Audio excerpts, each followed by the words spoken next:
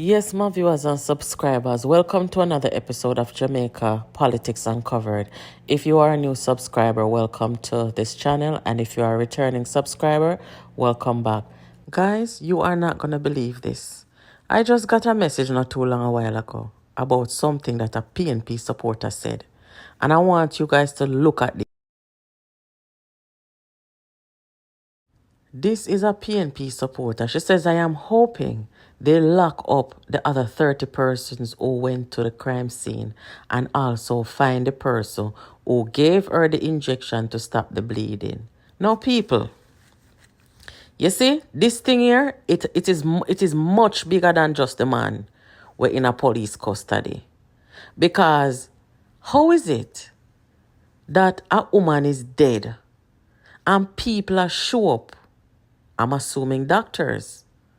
When I go back and go look on the video when I post, when I said this is why the police they must question the doctor them in a PNP.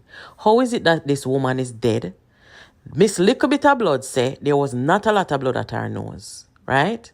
The woman dead and then call doctor. If you come there and doctor go get the dead woman injection. Wanna tell me if that makes sense, no man?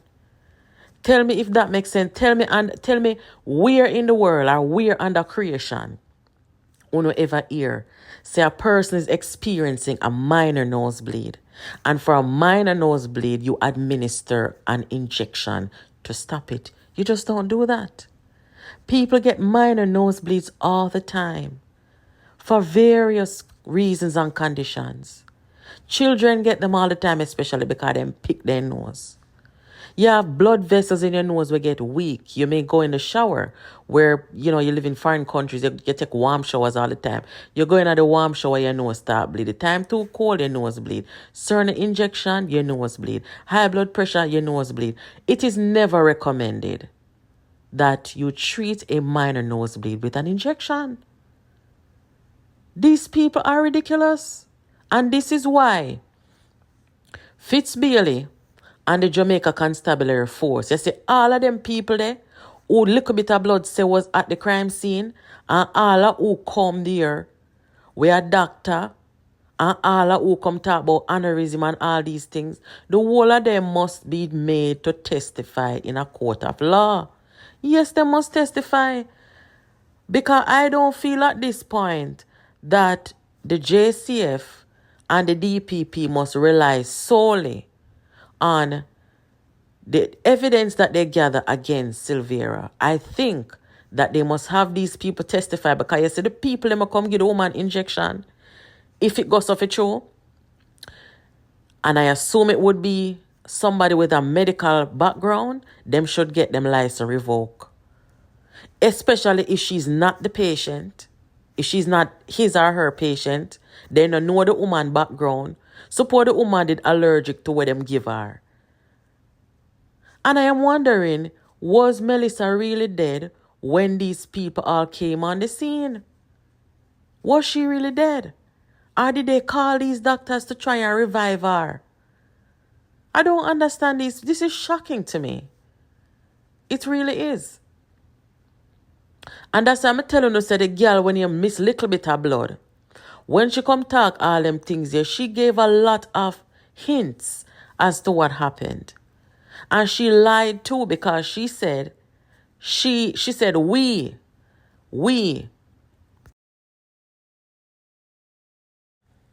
She said, we, right? It was not a lot of blood. We thought it was an aneurysm because she was bleeding through her nose. So clearly, it was her and others, perhaps including PNP doctors who were there, who saw the little bit of blood and saw her bleeding from her nose with a little bit of blood. Now remember, I'm showing you the screenshot already, where they asked her, say, if she saw the body. And she said, no. She said she reached there 10 a.m. The husband wasn't there, and them something there. And I was saying to you guys, how is it that she was say, we thought that it was aneurysm because she was bleeding a little bit from the nose? Oh, she would have seen that. She had to be on the murder scene. Them lying, I'ma feel like say, Fitzbailey And the Jamaica Constabulary Force must start treating some of these people like suspects, charge them, and force them to come and testify. Because Jamaica and the courts need to know how this all started and how it ended. They can't rely on the husband to tell the whole truth. But then can make them other people here with company murder scene come talk about what happened when they were called, what they were told, what they did, what state they found Melissa in, was she alive, did she have a pulse, was she breathing, did they attempt CPR on her? These are all very relevant questions. And any doctor who would have picked up himself and gone to that scene, not knowing her medical history, right? She's not a patient of his. It's not an emergency situation where you're up on an airplane and somebody collapses, and as a medical professional, you jump in and you help. No, that's not that situation. And if they go on the scene, the first thing that any medical, you don't even have to be a doctor. Once you have some medical background, you go up on a scene and you hear them say somebody collapse, pass out, somebody whatever. You're going to go there and you're going to check for breathing and you're going to check a pulse. If there's a pulse, or if there's breathing and no pulse, you start your CPR. And you try to revive the person if they don't have no pulse. Right? And you're going to ask so many questions because you don't know what you are walking into. How did they find her? Me feel say them find her alive, you know. I feel this woman was alive when they got there. Because the only way you can administer medication to somebody with a nosebleed is unless them alive. If somebody dead, you're not going to give them no injection for the nosebleed. Them people here, them not telling the truth. So me I hope so the Jamaica Constabulary Force, I ask them all of the relevant questions and make them testify. Them need to testify. Them need to testify because people supposed to know how them coming at the whole mix of things. Were they trying to save her life? Did they walk into a situation where, okay, so we know she was shot, right? Did they walk into a situation where she was already shot, but she was breathing a little bit? Did they walk into a situation where she was already dead? We don't know. And the woman get 3 shots, right? So there would have had to be a major cleanup effort. Where did they put all of those linens? Where they put all of the cleanup items? Which part they dump and bury it? Because somebody cannot get 3 shots and not bleed, you know.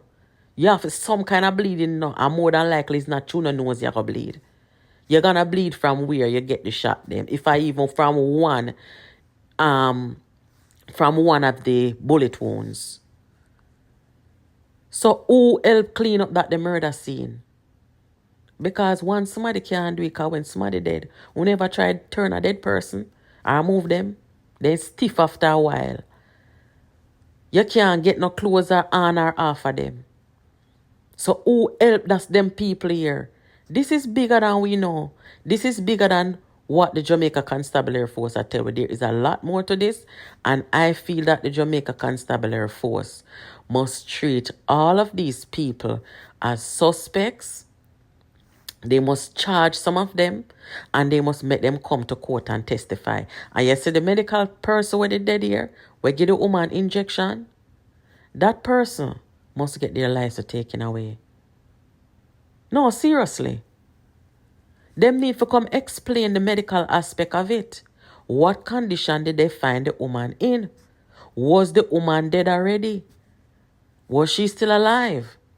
Why didn't they report these things? Because as a medical professional, if they go on the scene and administer any medication and do all these things, this information should have been reported. Most of them don't talk. As a matter of fact, I don't think any of them say a word in English until the autopsy come out and miss little bit of blood contact and then call up who did they on the scene and interview them. Right? I know that couple of them in the PNP were interviewed by the police. Yes. Because a little bit of blood go tell the police them when they interview she who and who were there. And some of them refused to talk to the police. I soon can't tell you now who. Refuse. Some of them want to sit down in a front seat at Melissa funeral. Police want to talk to them and interview them and they refuse. Why did they refuse? This is very serious. Who give the woman injection for stop nosebleed? Little bit of blood, minor nosebleed. Who did that? Who tell them to do that? Guys, keep it locked here to Jamaica Politics Uncovered. Make sure now subscribe and share the channel.